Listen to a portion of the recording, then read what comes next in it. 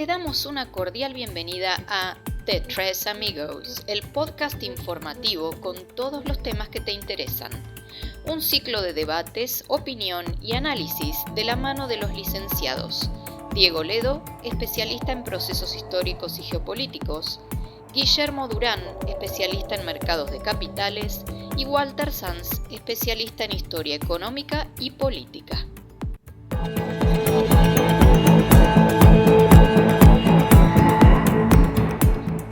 Hola, ¿qué tal? Muy buenas a todos. Quien les habla, Walter Sanz, les quiere dar un gran saludo a todos nuestros oyentes. Y nos encontramos acá con The Tres Amigos Café para tratar un nuevo tema. Hoy, en el tema del día, tenemos guerra en Ucrania. Putin, ¿cuestiona el liderazgo de Occidente? Bueno, ante esta temática y esta pregunta, como siempre, café de por medio, algún cortadito y hoy unas cuantas medialunas que se las ve muy sabrosas. Tengo a mis amigos, a mis grandes amigos, Guillermo Durán y Diego Ledo. ¿Cómo están, muchachos? ¿Qué tal? ¿Qué dicen? ¿Qué tal? Muy bien, buenos días, ¿cómo va eso? Muy ricas las medialunas de hoy, ¿eh? Excelente. ¿Las hicieron bien? Sí, sí, sí. Muy bien. Hola chicos, buen día. Yo ¿Qué estoy tal, con Dieguito? cortadito esta vez, ¿eh? Bueno. Bien, bien, bien. Bueno, si les parece, hago una pequeña introducción sobre esta cuestión.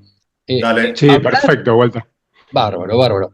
Hablar de la guerra en Ucrania nos retrotrae un poquitito al año 2014, cuando Víctor Lukashenko se tiene que escapar del poder hacia Rusia, producto de una revuelta popular que clamaba sobre todo apertura hacia Occidente, menos burocracia, cortar un poco con este estatismo personalista, también había muchísimos vicios en el Estado ucraniano, y esta cuestión Putin la ve como una injerencia occidental de querer correr los límites que había dejado la Guerra Fría y empujar a Occidente más hacia el este.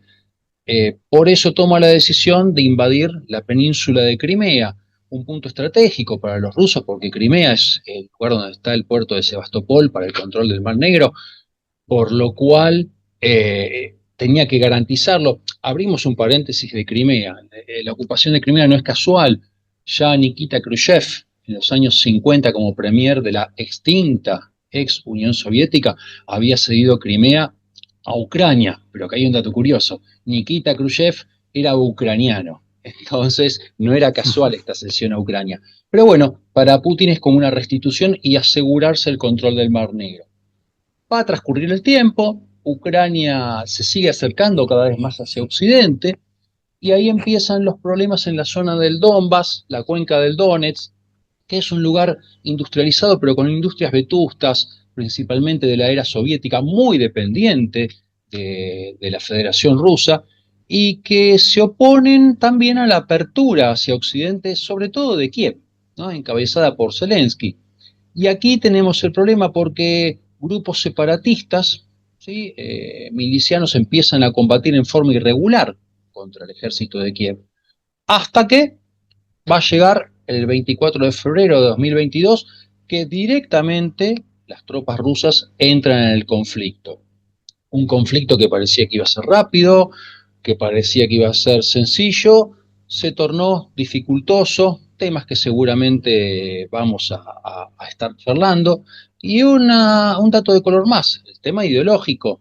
Tenemos a Alexandre Dugin, el gran ideólogo de Vladimir Putin, el filósofo, un hombre de eslavofilia, una cuestión panrusa bien arraigada, religión, familia, ortodoxia religiosa, este paneslavismo que quiere imponer y que es muy grato a los oídos de Vladimir Putin.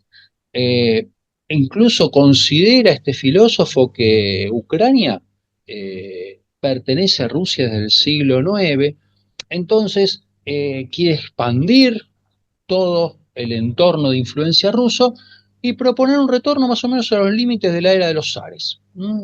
Esta gran Rusia en su concepción ideológica. Pero bueno, debatiremos los temas. Muchachos, lo dejo abierto acá, esta introducción, y comencemos. ¿Qué les parece? ¿Cómo lo ven? Bueno, cómo no. Algo curioso es que si bien Occidente trató de limitar a Putin sancionándolo y aislándolo, hace muy poquitos días tuvimos la foto de la reunión de los BRICS, en la cual se lo ve en el centro de la escena a Putin rodeado de mandatarios que representan el 45% de la población mundial y el 35% del PBI mundial. Entonces, yo me pregunto, ¿qué no dio resultado la estrategia de Occidente? ¿Cómo lo ven?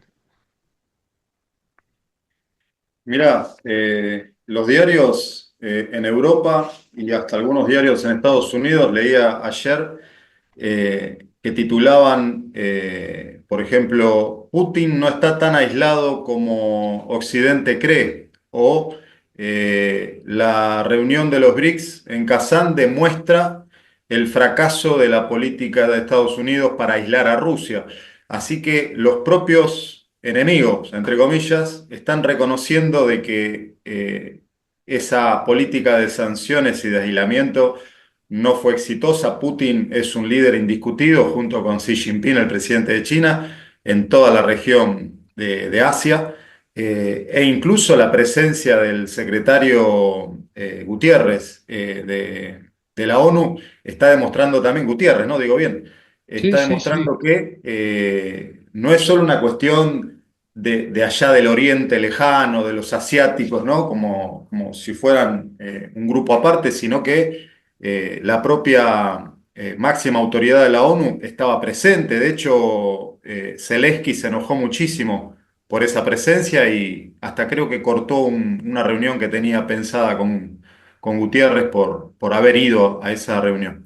Yo quiero hacer una pequeña aclaración. En un momento, Walter, mencionabas a Víctor Lukashenko, que es el hijo del presidente de Bielorrusia. Yo no sé si quisiste decir Víctor Yanukovych cuando hablabas del presidente de Ucrania.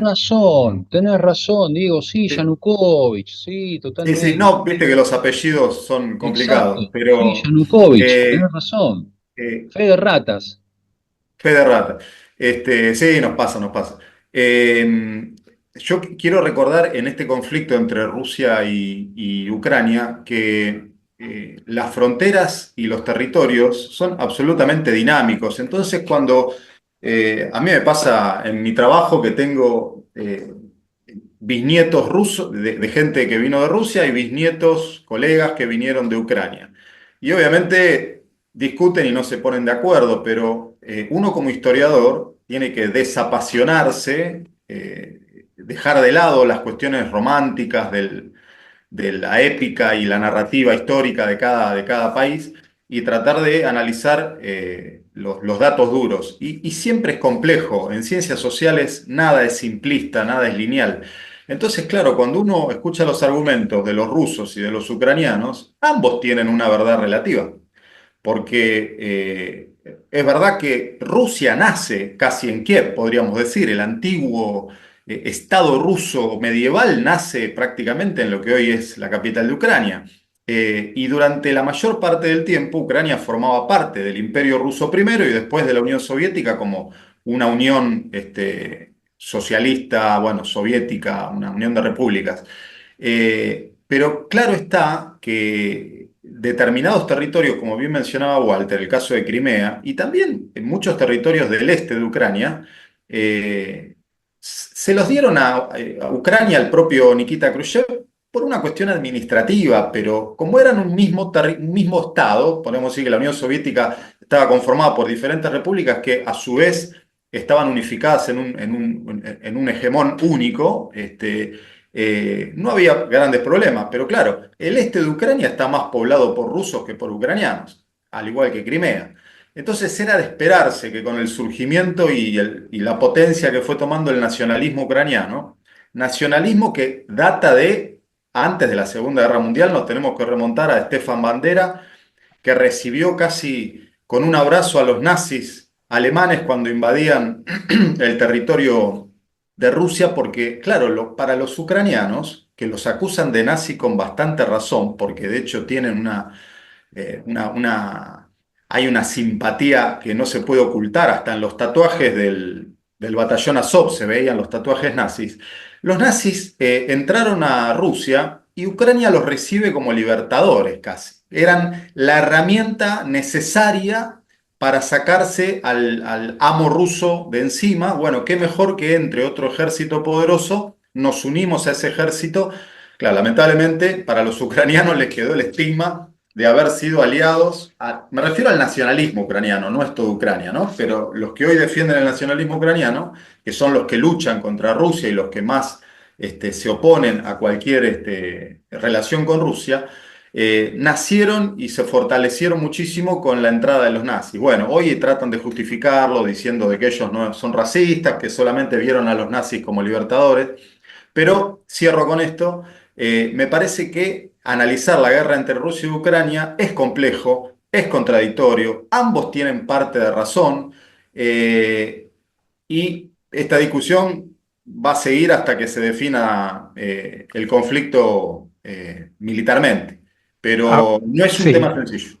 a ver, ahora vamos a ver una cosa, ¿no? Porque yo entiendo las razones históricas, pero siendo que Rusia fue el agresor, ¿no es medio una barbaridad que haya iniciado esta guerra y la esté llevando hasta sus últimas consecuencias? Es como que Argentina, porque Uruguay formó parte del virreinato del Río de la Plata, la ataque.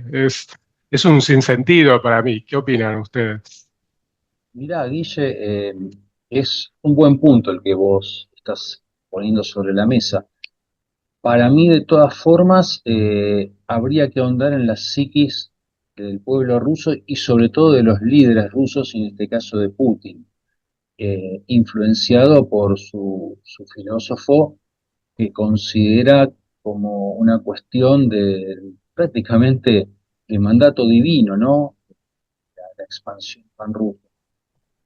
Si lo tomamos desde el punto de vista lógico, tenés toda la razón vos. Ahora, los simbolismos que representa esto, las apetencias de poder y, por qué no, esta cuestión religiosa de la ortodoxia rusa, yo creo que si combinamos todo eso, ellos creen tener una lógica, creen que no están fuera de foco. Lo que pasa que, bueno, las cosas no les salieron como creían. Putin estaba convencido de que el famoso rodillo ruso del ejército ruso iba a borrar del mapa rápido a esta Ucrania pro-occidental, iba a quitar el fantasma de un ingreso de Ucrania en la OTAN, de un ingreso de Ucrania en la Unión Europea, y resulta ser que no fue así.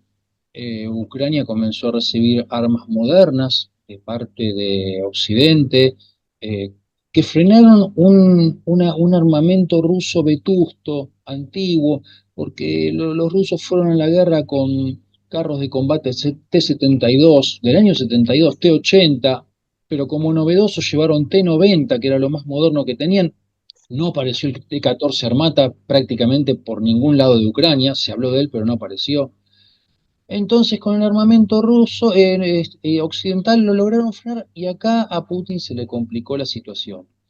La cuestión sería ver eh, cuáles fueron las injerencias de Occidente, porque acordémonos que no solo suministraron armas, sino que mataron a la hija de Dugin, del filósofo, ¿sí? En un atentado que estaba dirigido a su padre. Lo que pasa es que se subió al auto ella en vez del padre y la volaron. Los ucranianos destruyeron el Nord Stream 2, llevaba, ¿sí?, por el Báltico gas hacia Europa para forzar un quiebre de relaciones. En Alemania quitaron del medio a Gerhard Schröder, el ex canciller alemán, por tener lazos con Gazprom. Recordemos que la estrategia de integrar a Rusia con Occidente de Europa fue de Schröder en sus años 90, cuando era canciller, que incluso él adoptó un niño ruso, que se lo presentó Putin, traído por Putin. Así que esta cuestión me parece que ahora se le fue un poco de las manos a Putin y creo que Putin va por una cuestión de mínima. Ya no es toda Ucrania. Ahora creo que se conforma con conservar obviamente Crimea, Cuenca del Donetsk, Donbass. Creo que ese es el límite que está en este momento barajando Putin de forma realista, ¿no? Desde el punto de vista geopolítico, militar. Así que bueno, veremos, veremos. Dieguito, contame. No, porque el planteo que hace Guille es muy, es más que sensato y yo creo que no cabe duda, Guille, lo que vos decís, que Ucrania tiene todo el derecho de aliarse con la región que quiera y de separarse de la tutela rusa como tuvo toda la vida. Si eso es indiscutible. El problema está en que Ucrania no es una nación homogénea en cuanto a sus objetivos y sus herencias. Entonces, vos te encontrás con que un 55-60% de la población de Kiev hacia el oeste es proeuropea, quiere unirse a la Unión Europea y está dispuesta a adoptar los valores occidentales, de liberales, democráticos, de república. Y tenés el este de Ucrania que entiende que es abandonar a la madre Rusia, a sus lazos culturales, matrimonios mixtos, familias unidas, porque para muchos rusos y ucranianos son lo mismo, no se ven como dos naciones enemigas. De hecho, ahí está también el gran conflicto que están teniendo. Pero, ¿por qué? No es que trato de justificar a Putin, porque la verdad que Putin, todos creo que estamos de acuerdo que, reconociendo que es un líder indiscutido, una persona con una mirada geopolítica, estratégica extraordinaria, no es el líder que yo quisiera tener en mi país. Porque para mí es un liderazgo autoritario, antidemocrático, donde no podés oponerte, no podés criticar. Así que no es que voy a defender a Putin con esto, pero trato de entender la posición de la política exterior de Rusia. Putin entiende que si Ucrania con la Unión Europea pasa a formar parte, quiero decir, de la Unión Europea, nada implicaría que la OTAN avance hasta la frontera con Rusia. Porque Claro. la OTAN le viene prometiendo a Putin de que no va a avanzar hacia el este y se lo viene prometiendo desde la disolución de la Unión Soviética y no para de seguir avanzando hacia el este. Y Putin lo que dice es que si yo tengo a la OTAN pegada a los límites fronterizos con Rusia, los misiles de mediano y corto alcance no me dan tiempo a reaccionar, porque están tan cerca del Moscú, del Kremlin, de todas las zonas centrales de Rusia, que yo no tendría ese espacio necesario, territorio de separación necesario que me da Bielorrusia, me da Ucrania. Es que Entonces, lo que está exigiendo Putin también, me parece, con esos territorios que acaba de invadir, es decir, miren, yo necesito una franja no militarizada que la maneje yo con soberanía Rusia, porque a mí los ucranianos nada me garantizan de que no van a ser incorporados a la OTAN y voy a tener a la alianza militar más grande de todos los tiempos, con Estados Unidos a la cabeza, al lado de mis límites. Entonces me si ese parece que era, también es una cuestión de supervivencia. Rusia dice, ocupo el espacio porque si no lo ocupo yo, lo ocupa la OTAN.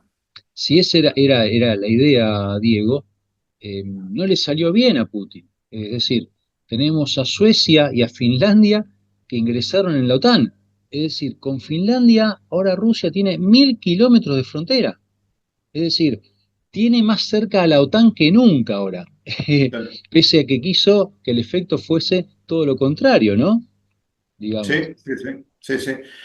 Y aparte, me parece que también están viendo la mano de Estados Unidos detrás, porque en la medida en que Rusia, y creo que ahí le vamos a dar la palabra a Guille para que hable un poquito de la economía rusa, en la medida en que Rusia fue saliendo de la terrible crisis económica después de la caída de la Unión Soviética en el año 91, Rusia era un espanto, era un país dominado por las mafias, hambriento, toda la cadena de producción había colapsado. Yo recuerdo ser estudiante, un jovencito de secundaria, y ver la cantidad de ucranianos, bielorrusos, rusos que llegaban a Lanús, a Sí, Ezeiza, sí. porque se morían de hambre o porque eran perseguidos por las mafias. Era un Pedían, caos en el Estado digo, ruso. pedían moneda en las esquinas, me lo acuerdo No, no, yo. era una cosa terrible, terrible. Y de a poco, a partir sobre todo del año 2000, hay que reconocerle a Putin que con sus métodos autoritarios, antidemocráticos, porque no vamos a negar jamás eso, el tipo fue acomodando y sabiendo aprovechar el boom de las materias primas que empezaron a partir del 2007, 2008. Y fue apaciguando el territorio, fue acomodando administrativamente semejante territorio que tiene Rusia, suplantando a las mafias por la oligarquía de amigos y familiares que fueron tomando las empresas estratégicas. Y la verdad que la economía rusa salió adelante de lo que parecía que iba a ser un caos eterno, lo dio vuelta. Y me parece que esta Rusia nueva a Estados Unidos no le gusta, porque mientras era la Rusia de los 90, Estados Unidos estaba tranquilo, había ganado la Guerra Fría y ya no le prestaba atención, que se amiguen con los europeos, que le venda gas, no tengo problema. Pero en la medida en que Rusia se fue transformando en un Estado nuevamente poderoso y preponderante en el mundo, aliado con China, aliado con Irán, con la India, y vendiéndole minerales, gas, petróleo a los europeos, Estados Unidos me parece que empezó a ver nuevamente a Rusia como un competidor peligroso y toda esta movida del nacionalismo ucraniano, en gran medida, yo entiendo a los ucranianos que tienen todo el derecho de llevar adelante la soberanía de su nación para el lado que ellos quieran, pero no están siendo utilizados por los Estados Unidos, que a su vez utilizan a la Unión Europea para Sí, que sí, sí. presione a Rusia, rompa relaciones con Rusia, ponga picante la relación comercial, meta trabas comerciales. Cierro con esto. Yo recuerdo cuando en 2021, en una conferencia de prensa que le preguntaban a Biden cómo iba a hacer para frenar un poco el avance de la venta de gas ruso, dijo, miren, el Nord Stream 2 no va a funcionar nunca. Y pero le dicen los reporteros, está en YouTube, chicos, búsquenlo. Le dice, pero ¿y cómo va a ser si con sanciones no puede hacer nada? Yo le prometo que no va a funcionar nunca. Un año Funcionó, después, funcionó volaba el muy Nord poco, Stream 1 y el Nord Stream 2. funcionó muy poco y le pusieron una bomba. Sencillo. ¿Qué opinas, Guille? Bueno, bueno, hay que reconocer que Estados Unidos energéticamente es el país que más se benefició de este colapso de ventas de energía rusa a Europa. Pero volviendo un poquito con Rusia y su economía, me gustaría encararlo un poquito más por el tema de la demografía. Y ahí no coincido en que Rusia se esté convirtiendo en una potencia, creo que más bien es una potencia en decadencia y la demografía justamente habla de esto, ¿no? De que el 2024 Rusia tiene la natalidad más baja desde 1999 y hasta llegó, el gobierno hasta llegó a amenazar con multas a las parejas que no tuvieran hijos. Están realmente muy preocupados. ¿Por qué? Porque esta demografía tan baja que si bien no es un problema ruso solamente, porque está afectando a toda Europa y también ahora a muchos Claro, países de Asia, Occidente. no augura un gran futuro económico para Rusia. Sí, sí, sí. Yo creo que tal vez, Guille, Diego, eh, no salieron las cosas como querían en Occidente, sobre todo en Estados Unidos. Eh, a ver, hay problemas en Europa Occidental, la energía barata les quitó competitividad, Alemania está entrando en recesión por segundo trimestre consecutivo, las empresas de autos, que es el motor de la industria alemana, en sus ventas han caído estrepitosamente, se fueron de Rusia y el espacio vacío que dejaron en Rusia fue ocupado en esas mismas plantas que ocupaban las grandes automotrices alemanas por empresas chinas. Los consumidores de vehículos de alta gama de Rusia dicen estarse acostumbrando a los vehículos chinos, que son de muy buena calidad aparte. Por lo tanto, se empiezan a ver los recortes. Es más, Alemania está resintiendo las ventas en la propia China porque los consumidores chinos también se están volcando a autos chinos. Entonces, ¿a quién está afectando más? ¿A la Europa, a la Unión Europea Occidental? ¿O está afectando a corto plazo? Hablo a Rusia. Me parece que estaba afectando más a la Europa Occidental. Rusia, el Fondo Monetario Internacional creo que prevé para este año un crecimiento superior al 2,5% del PBI, superando el del año pasado que fue de 1,1, 1,3. Es decir, eh, la economía de guerra rusa está consiguiendo evadir las sanciones. A Rusia se la ha sancionado con un precio al barril de petróleo ruso tope en $60. Los rusos lo hicieron fácil. Barcos viejos que tenían casi abandonados, que son conocidos como los barcos fantasmas, salen a ultramar con el petróleo, lo trasvasan a barcos petroleros de empresas reconocidas, pero que lo compran ilegalmente en mar abierto, con lo cual se pierde la huella del origen de ese petróleo y lo revenden en el mercado a precio internacional. China, India han elevado sus compras, ¿sí? de hidrocarburos que suplanta en gran parte lo que le vendían a Europa Occidental. La India creo Es que multiplicó que por 13 estas compras. Claro, ahí Walter sí funciona el grupo BRICS, porque ¿qué pasa? Es más que nada un grupo comercial. Políticamente por ahora Muy diverso. sí, es demasiado diverso, no tiene una estructura muy armada, pero la realidad es que tanto China como India mantuvieron la compra de energía rusa, es más, la han incrementado. Brasil incluso le compra mucha urea y otros productos agroquímicos a Rusia, con lo cual la parte comercial sostiene la maquinaria de guerra rusa.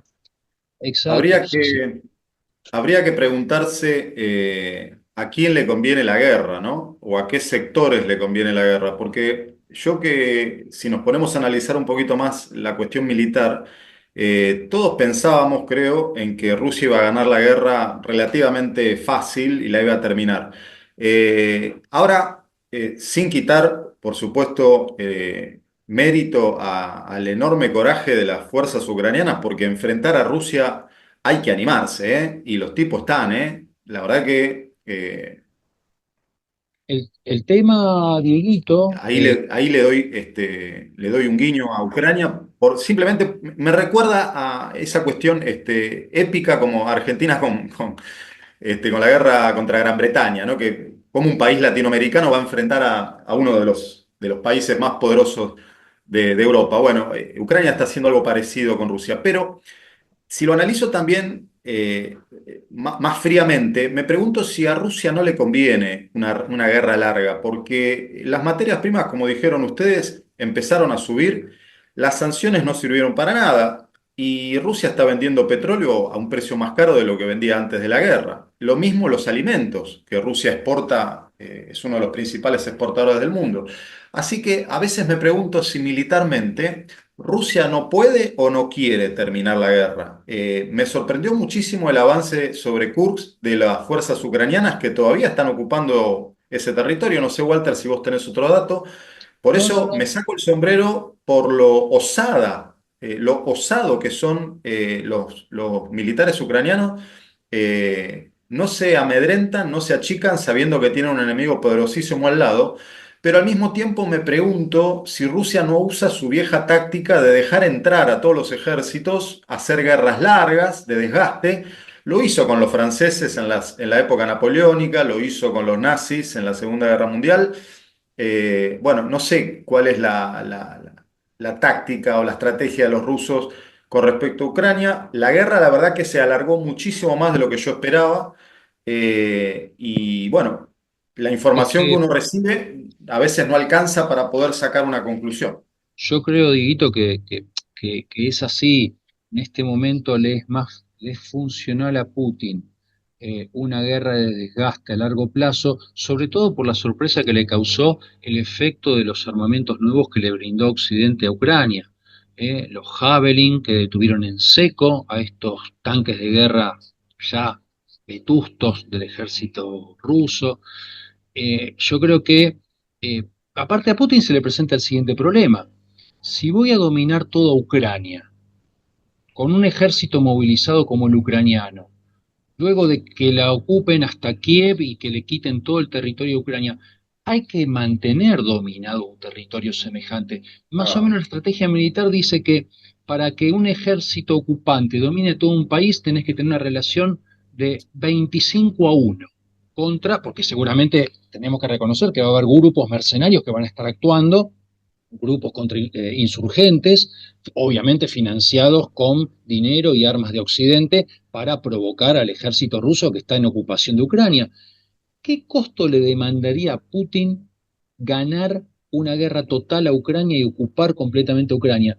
Si hablamos de un grupo de mercenarios pagos por Occidente, mantenidos por Occidente, partisanos que están en contra del ejército de ocupación ruso, de unos 100.000 hombres. Imagínense si se desmoviliza todo el ejército ucraniano, 100.000 hombres fácilmente quedan como partisanos repartidos en todo el territorio ucraniano, que es el doble de Alemania.